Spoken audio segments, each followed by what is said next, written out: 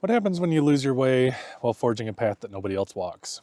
When you're consumed by practices that are damaging your chances of success. Because nobody else is there to right your course when things go astray, you likely don't even realize that you've gone off track. Stick around, let's figure out what we can do about it when it happens. When you're trying to change your entire life from the ground up, there's a lot of work to be done. And I'm a big fan of grinding once you have clear goals set. But there's only so much time in the day. And at a certain point, even if you fill 100% of your day with your grind, you can start finding that you're not getting the results as fast as you think you should be. The reality is that there's a lot of factors involved in the return on investment of your time. How tired you are, your focus, your actual strategy for work. Are you completing your projects, or are you just working on as many things as possible in the day because they need to be done? This busy work isn't helpful, and you have to realize that once you're on your path, the workload is never going to decrease. There will always be something demanding your attention. And it's critical that you learn to sort out in your head the activities that need to be done immediately versus the things that are just nagging you for attention. I'm not saying those nagging things don't need to be taken care of sooner or later too, but you can focus your workload better. Instead of doing them as single tasks, maybe organize them into a larger overall project. That way, when you get it done, it actually feels like something got done. But you'll also reach a point when you figure out that you're pushing hard for results that aren't giving you as much as you're putting into them. That's when you kind of have a decision to make. This is the crossroad that has the potential for you to live a happy, satisfied, fulfilled life, or to become a burned out workaholic. Let's take a business, for example, just because we can tie hard numbers to that as our results. But you can apply this to any venture you may be undertaking or have planned, obviously. Say you're putting in 40 hours a week and your business is making a cool $1 million a year. And you think of a way that you can expand your business and make $1.25 million, but it would require you to work 60 hours from here on out in order to make that happen. Would working 50% more each week be worth the return on that time, giving you 25% better results? Some will say yes, some will say no, but keep scaling that up. Would 80 hours be worth $1.5 million? That's double the effort for only 50% more result. Now, of course, in the real world, a business making $1 million will have enough employees where you can start delegating that work out to grow the business. But the hypothetical here is that if you had to put in that much more effort, would it be worth it? And if we're not talking about a business, but some other venture or project, a lot of times you will be the only one that can put in that time. So it starts becoming something that's worth thinking about. Once you start going down this path, you're slowly but surely giving up everything else in your life for this one pursuit. That doesn't have to be a bad thing, of course, if you truly believe in it or if it's something that you can see yourself being able to retire early with. You can absolutely invest time in the present for more time returned in the future.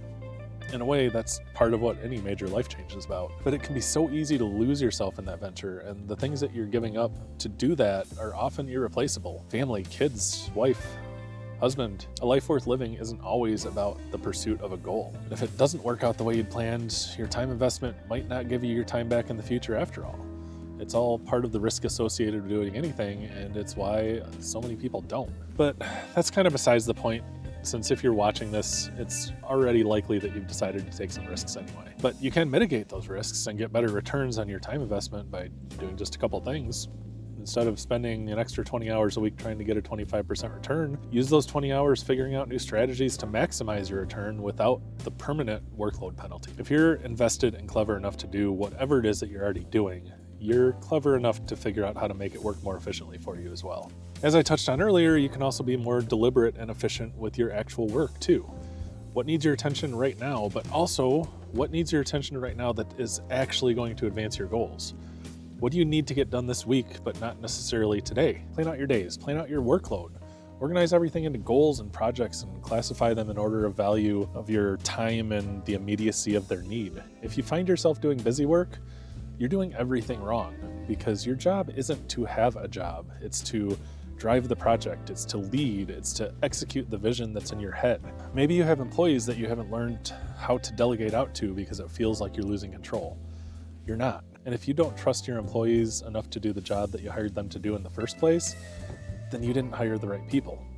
And if that's the case, then maybe your next project that can 5 or 10x your productivity and return on time investment is learning how to better read and understand people, and subsequently how to identify the right ones to hire. Maybe you have 15 major projects going on because you don't want to have all your eggs in one basket, always wondering why none of them are taking off when you're giving them everything you have. In that case, it might be worth your time investment to reset your expectations. Figuring out which of the projects you have the most faith in and dedicating more time towards making that single one succeed. Maybe you're just starting this journey and you haven't built the confidence yet to see something through when you hit a few road bumps. Maybe you have a huge monetary investment into your startup, or maybe you just don't see any light at the end of the tunnel unless you spend every waking hour stressing over every last detail. Whatever it might be, you're killing yourself and your drive to do whatever it is that you've discovered that you love doing because you're working yourself to the bone for a few extra percent. And if that's you, you've forgotten how important it is mentally and emotionally to have that separation in your life from it. Work smarter, not harder. You've heard it your whole life, but have you ever really applied it?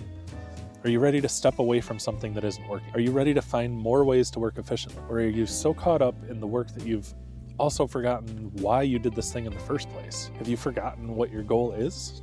To not be a slave to your circumstances, to live by your own set of values, to have freedom to do what you want when you want to do it? This isn't it.